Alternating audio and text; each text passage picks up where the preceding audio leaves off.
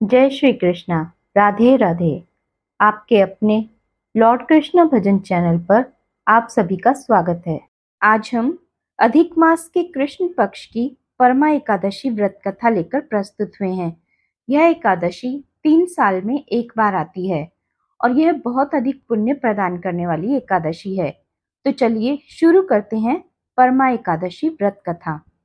राजा युधिष्ठिर ने कहा, हे जनार्दन, आपने अधिक मास के शुक्ल पक्ष की पद्मिनी एकादशी का विस्तार पूर्वक वर्णन किया।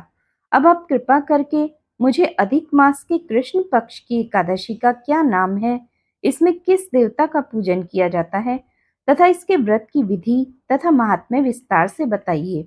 श्री कृष्ण भगवान बोले, हे राजन, अधिक मास के कृष्ण पक्ष की इस एकादशी का नाम परमा है।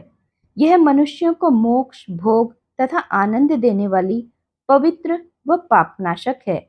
शुक्ल पक्ष की एकादशी के समान ही इसकी विधि है।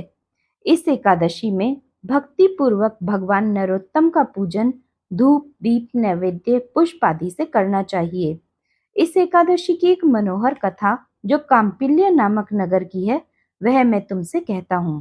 काम्पिल्य नगर में सुमेधा नाम का एक अत्यंत धर्मात्मा ब्राह्मण रहता था।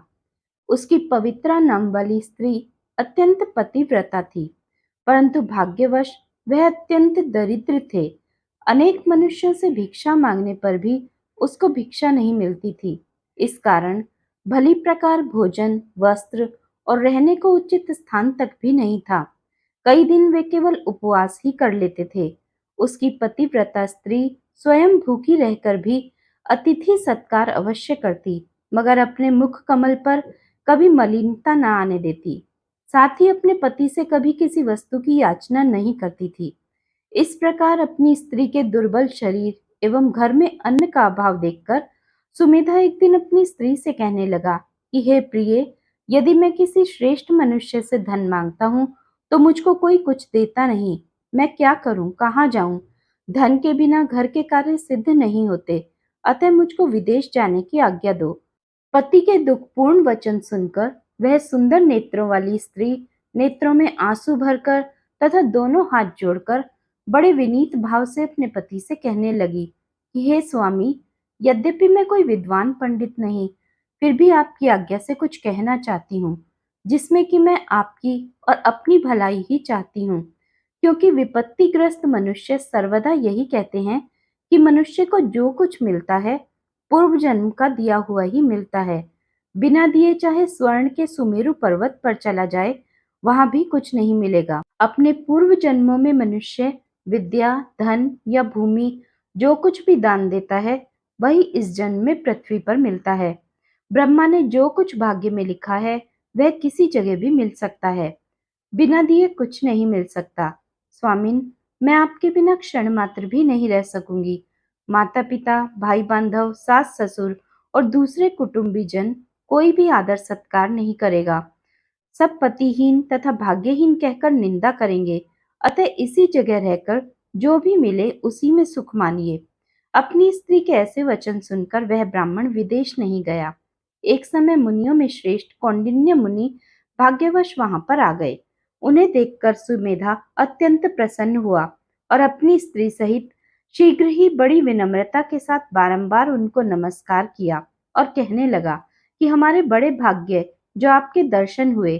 ऐसा कहकर सुंदर आसन दे मुनि की पूजा की तथा श्रद्धा के साथ मुनि को भोजन कराया। उस श्रेष्ठ पतिव्रता स्त्री ने मुनि से पूछा कि महाराज, दरिद्रता का नाश कैसे होता है? बिना दान किए हुए भी धन, विद्या, स्त्री और दूसरे पदार्थ कैसे प्राप्त हो सकते हैं? मेरे पति मुझे छोड़कर धन की आशा में विदेश जा रहे हैं। मैंने उनको रोका है। मेरे भाग्यवश आप यहाँ आ गए हैं।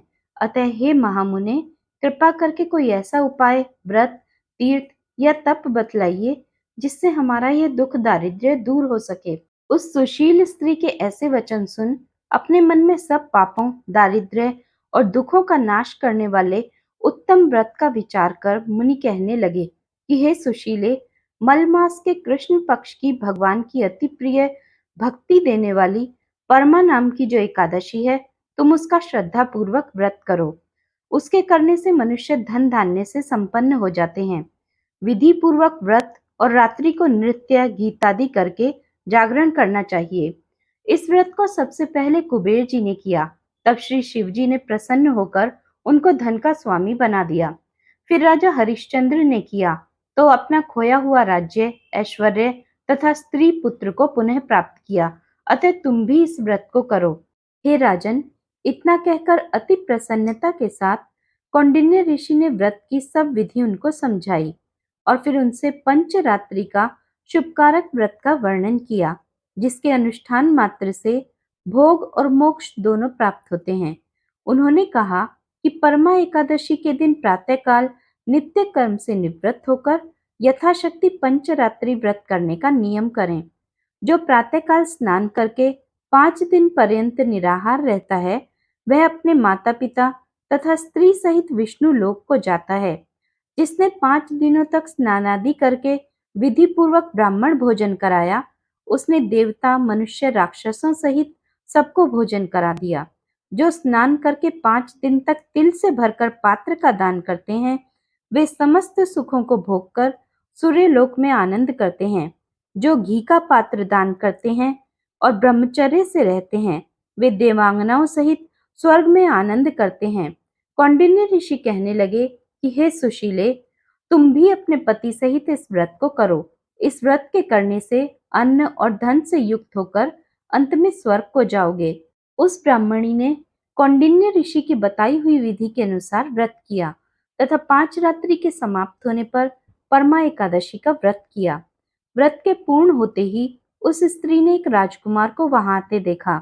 राजकुमार ने ब्रह्मा की प्रेरणा से सब सुंदर वस्तुओं सहित नवीन ग्रह देकर उसमें उनका निवास कराया।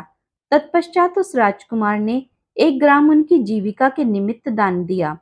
मल मास की कृष्ण पक्ष की परमा एकादशी का आदर सहित व्रत करने से वे समस्त पापों से मुक्त होकर विष्णु लोक को गए।